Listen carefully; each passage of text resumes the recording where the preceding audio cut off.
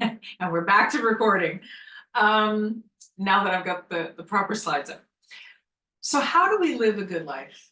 And this is something we can use for clients, but it's something we need to use for ourselves as well in terms of self-care. We need to consider spirit, and I've talked about this before when I talk about coping styles and personality, like how we tend to be, whether we're joyful or we're a little bit not at that moment. We need to be seeking a sense of openness. That doesn't mean we don't have boundaries and that we don't sometimes say no. But we need to be open to both feeling our body, hearing what other people say, sometimes, like, Suzanne, you're working too hard, or what do you need for support? Instead of going, oh, no, I'm fine, I know you're busy. Be open to, right? We need to have a sense of vision. How can I do this work right now or in the long term, if that's our plan, and stay healthy enough to do it? And a lot of that comes for me from gratitude. When we express gratitude to colleagues, to the managers who are there for us when they are there for us, when we express gratitude to our families and our support systems, I'm actually estranged from my family, unfortunately, intergenerational trauma. I know I'm not the only person who lives in this situation, but I do have a chosen family. So when I say family, it can be chosen family or whatever our support systems are. Expressing gratitude to them, then that opens up that conversation where they can say, I've been worried about you lately. It seemed like you were working too hard, right? Or let me know what you need anytime, my friend, right? Living a good life is also about communication. We need to ask for help.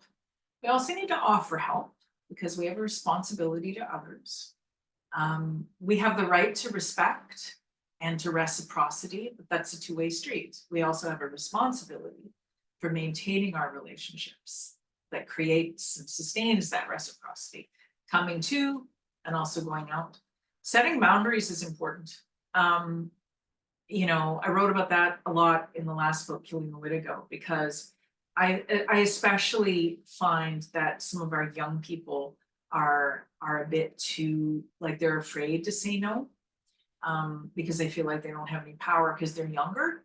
And I'm telling them, and I told my students in schools, you can absolutely say no to an adult. Why would you not be able to? And they were just dumbfounded. And I'm like, not in terms of like, like, no, I'm not going to do this. Like, I'm not saying it's okay to have a temper tantrum, but if, and when a person in authority says, this is the thing that I feel is good for you, no, you can't hang out after dark, and that, these kinds of things around safety. No, you follow the person who has, you take the guidance of the person who has more life experience because they're responsible for keeping you safe. But in terms of, like, I instead of being abstract, I'll give you an example. I had a student who was really upset when his parents fought and argued, which was like every day. And, he said, I see my stepdad slam the door, like, in my mom's face, and like all this stuff that happens. What can I do? And we talked about setting boundaries. And I just said, your boundary, you don't need to state it, but your boundary could be inside yourself. I don't need to listen to this. I'm going to go sit out on the porch. That's what I did when I was a kid, right? Or I'm going to call my friend. Or I'm going to go take the dog for a walk. In the workplace, it's, if this is a bad meeting and you're not safe there, say, I'm sorry, everyone, I don't feel safe, leave the meeting, right? Like, setting boundaries is so important because it communicates to people. Number one, it reduces your load of vicarious trauma, but it also communicates, like in the meeting example, of there's a problem here. And you need to say that. I know in some circumstances I haven't said that and it's always grown, right? Living a good life is also about harmony and balance. I take that from the medicine wheel, right? And I know not every nation uses the wheel, but whatever, frameworks you have in your culture, there's always something with harmony and balance, right?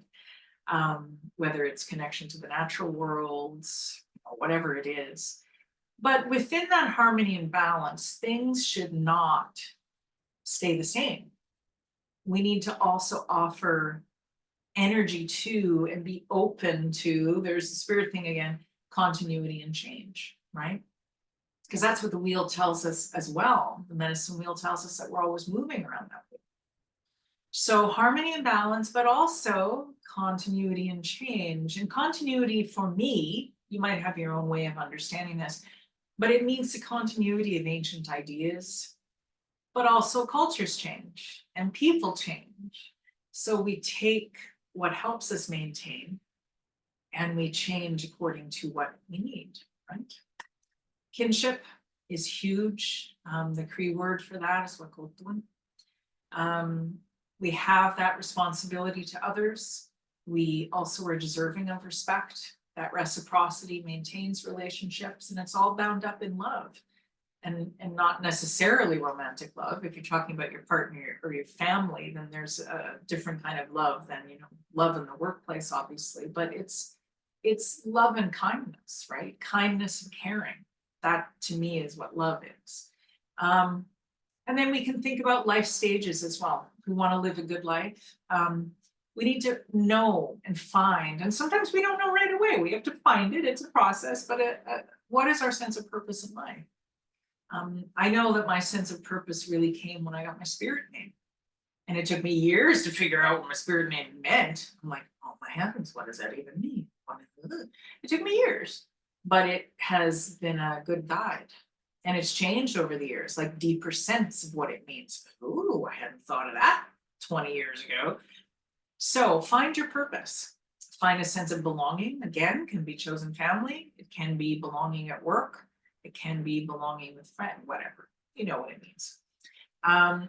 That sense of meaning can be about work, but it shouldn't be just about work, right?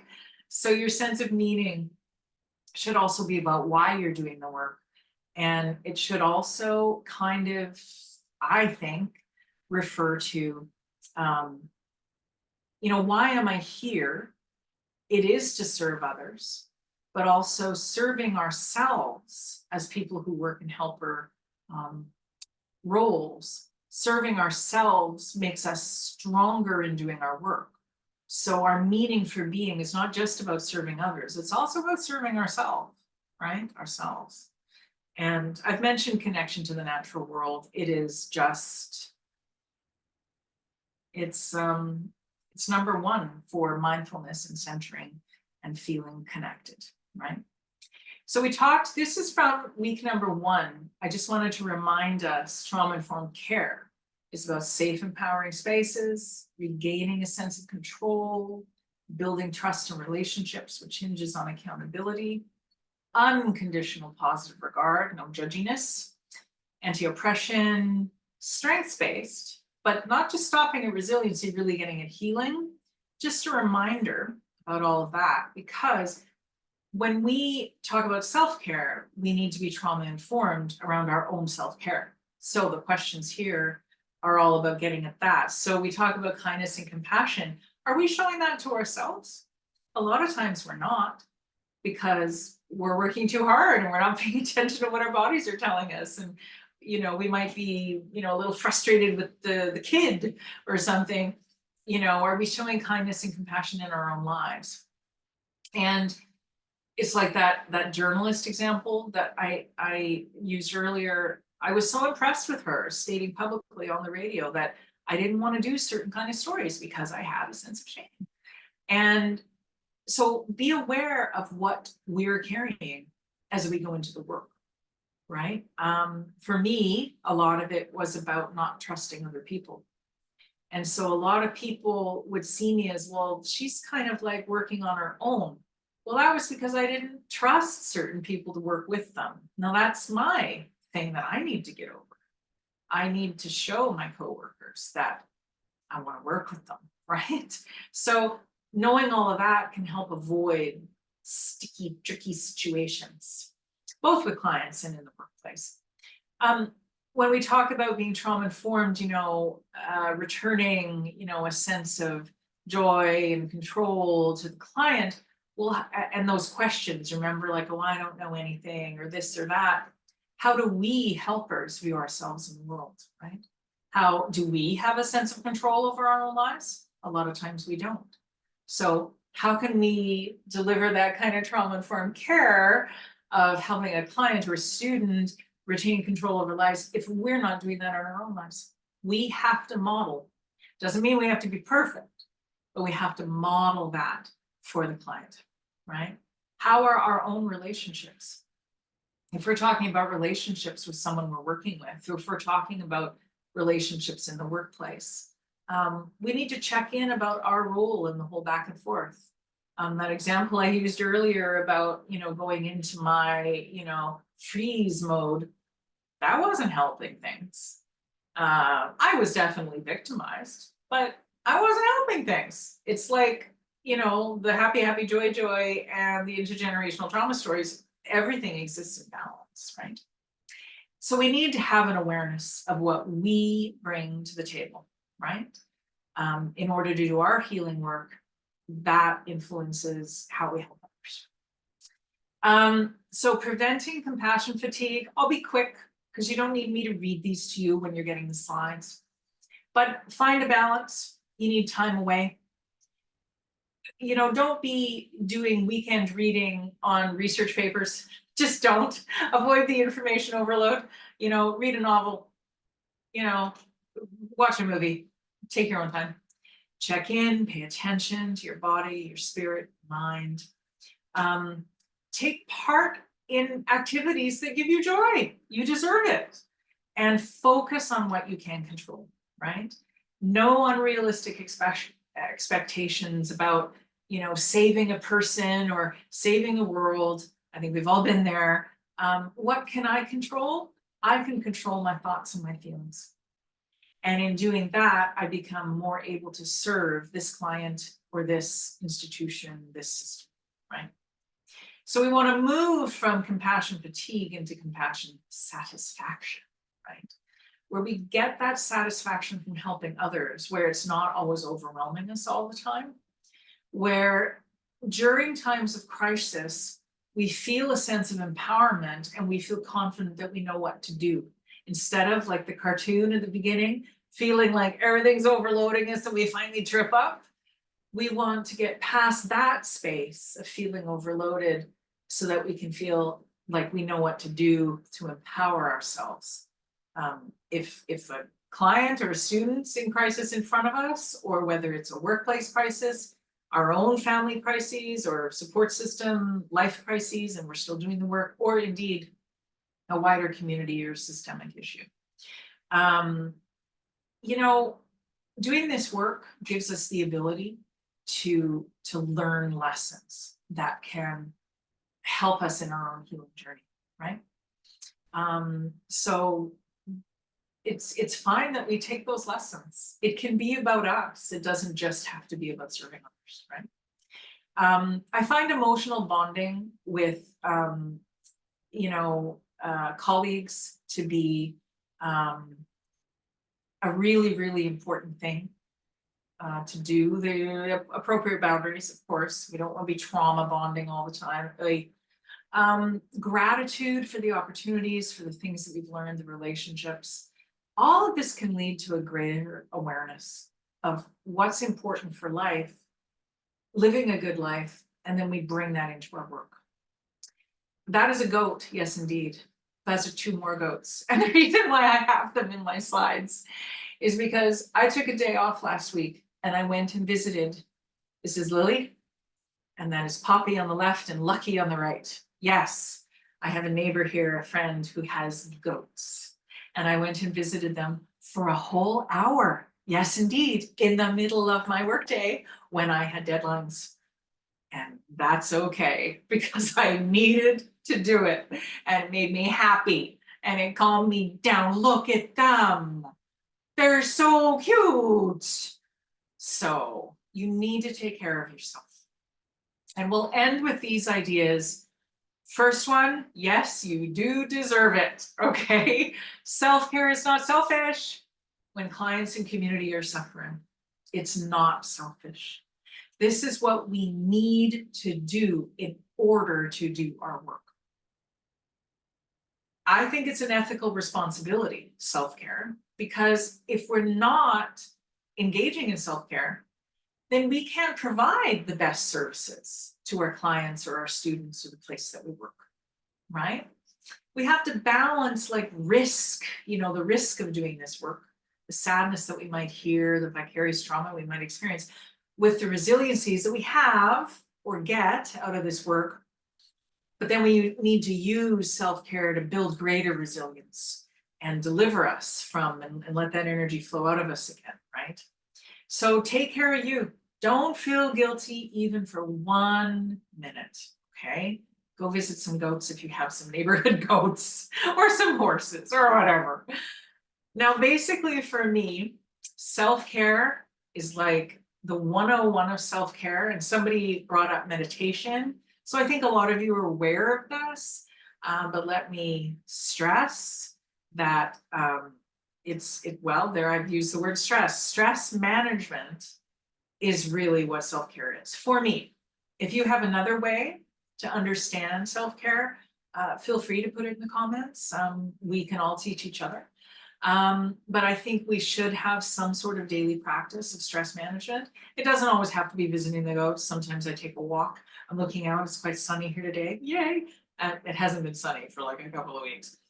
But we have to get out of our 4 F's, right? Our fight, flight, freeze, and also fawn, where we, don't hurt me, people pleasing responses. We have to get out of that from responding all the time into a self-awareness. And we do that through self-care. And that means paying constant attention to feelings, emotions, to spirit, workplace dynamics, the way we're thinking, new patterns in thinking, old patterns that you want to get rid of, how we feel about work, and mindfulness does help a lot. I don't think we have time to really, there's not a lot about triggers. It's in the slide. I'm just going to go with it. For those of you who can stay,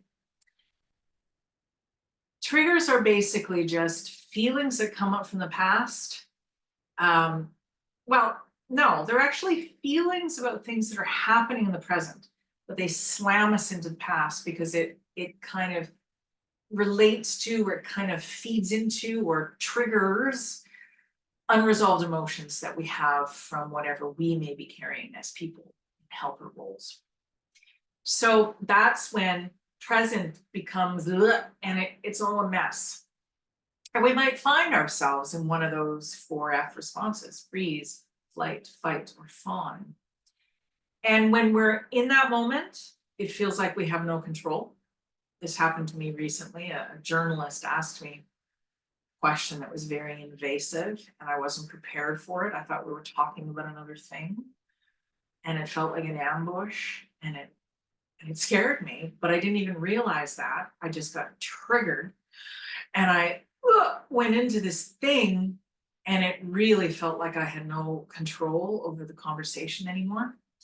And I'm considering whether I should write about that, or I don't know, because I think a lot of Indigenous people feel triggered sometimes by conversations with like bosses at work, or, for me, my work sometimes involves talking to journalists. Now, 99% of them are great, but then this one thing happened and I was like, oh dear.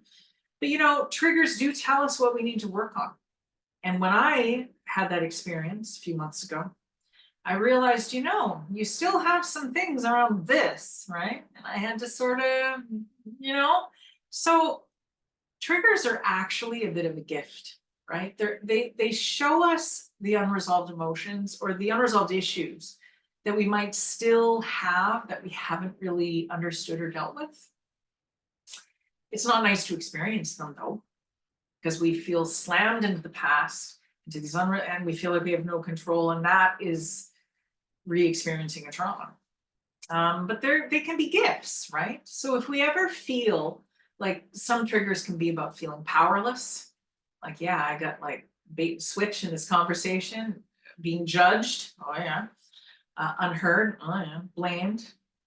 We feel unloved. If we feel manipulated, this can happen. Oh, that happened with me recently in that example, but you can feel manipulated at work.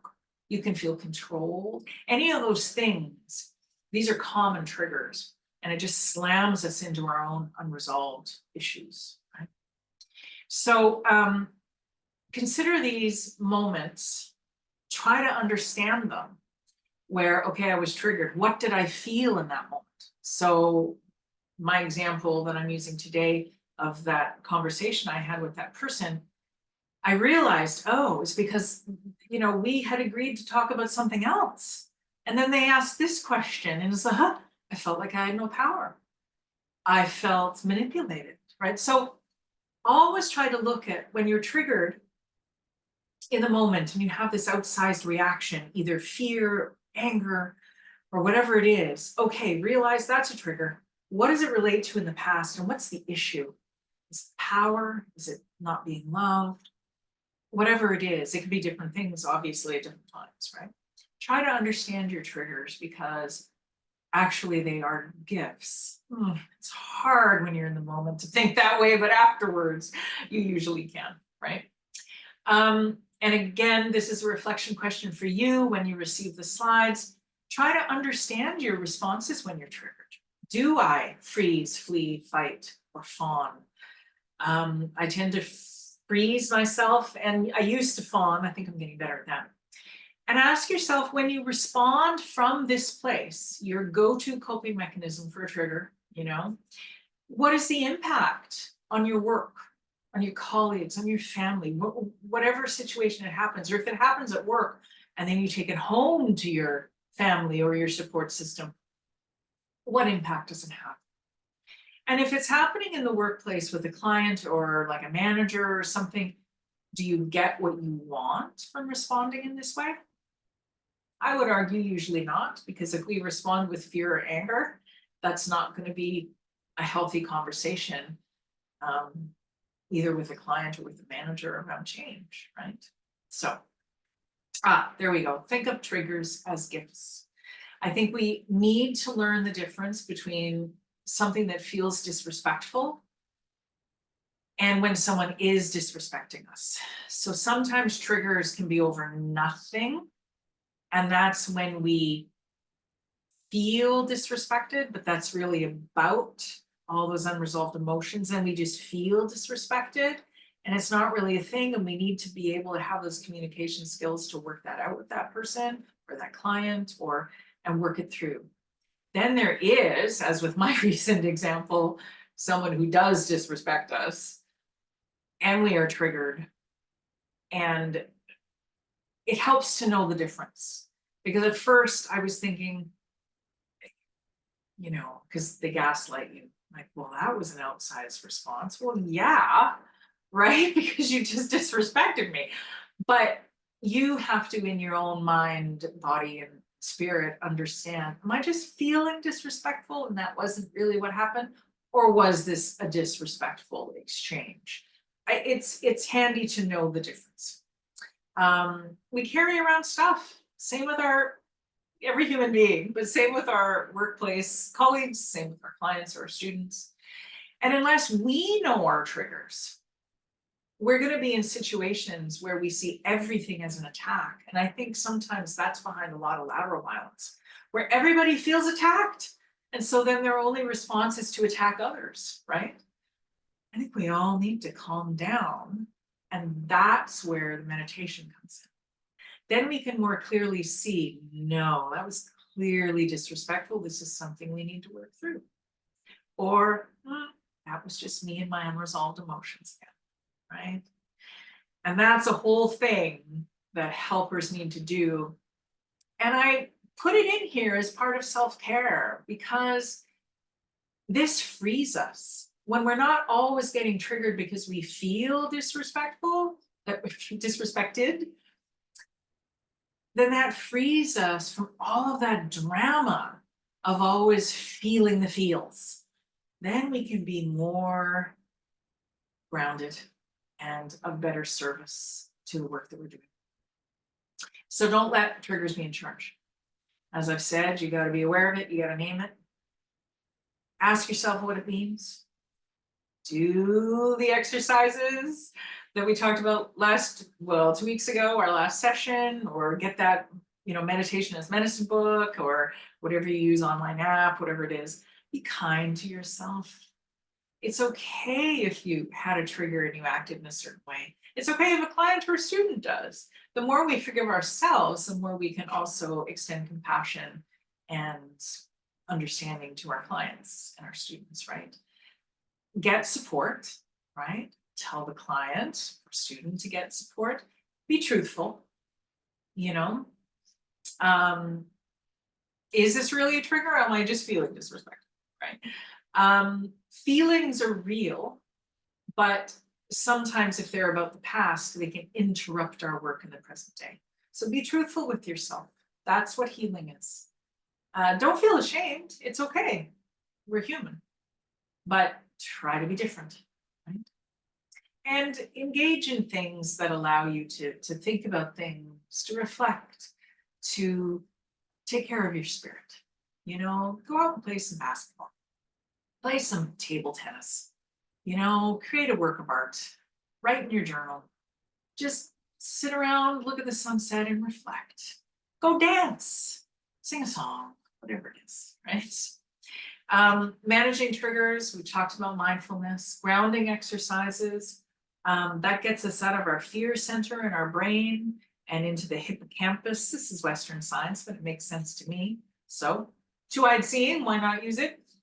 Hippocampus, Western science says, is all about creating new memories and new ways of being, right? So get out of survival mode, learn new ways of being. We learn that by grounding. And as a couple slides ago, I talked about connection with the natural world is central to Indigenous cultures. So we've always known this, right? Grounding exercises. Use your own culture-based approaches. Now I can't talk all of a sudden. I use a lot of 7 sacred teachings. I go back to that all the time. Wait, am I being this or this now? Was that an example of, medicine wheel? I often talk about the 4 R's, which is respect, responsibility, reciprocity, and relationships. Am I acting in a way now that is feeding those things in a healthy way, right? Also, managing triggers, it's okay to not be okay. When that thing happened with the person I was speaking to, it took me months to sort of think through it. That's okay. Sometimes I was a little bit upset. That is also okay. I just did the self-care. You continue with the work and you get through it. The same thing we tell our clients we need to be doing for ourselves. And this is why I mentioned, I wonder if I should write about that. Tell your stories. So that can mean talking to friends, talking to an elder or knowledge keeper, or an auntie or an uncle. For me, as a person who writes articles that hopefully educate others, I wonder, should I write about that? Because I want to build understanding and trust, especially in media. If you're going to talk to Indigenous people and you agree to talk about one thing and then you ask a question about another, whoa, that is not trauma informed. Maybe I will write about it. Maybe I won't. I'm not sure yet. Create harmony, right? I know I've said this before, but model the behaviors you want to see. I was very surprised when I was teaching in the public school system that teachers would often have, like the classroom rules. In my classroom, it was agreements that we always talked about together, decided on together, but rules. And then the teacher themselves would not behave in that same way. I worked with a lovely woman, great teacher, but she used to yell at her kids all the time. Sometimes she would lose her voice by the end of the day. Can I point out that her kids were grade 1? Like 6-year-olds. She was screaming at 6-year-olds. Now, We did have a lot of intergenerational trauma some of our students were experiencing due to marginalization, due to childhood experiences of fleeing genocide and war, due to Indigenous, experiencing colonization. But you can't ask kids to be calm and respect each other when you're screaming at them and not respecting them, right? We need to model the behaviors. And if we talk to clients about self-care and they see us run off our feet in the agency, that don't track. We have to do it for us, but also for them. We need to model the behaviors we want to see. Oh, that's my contact info, so you'll have that when I send the slides. And I'm sorry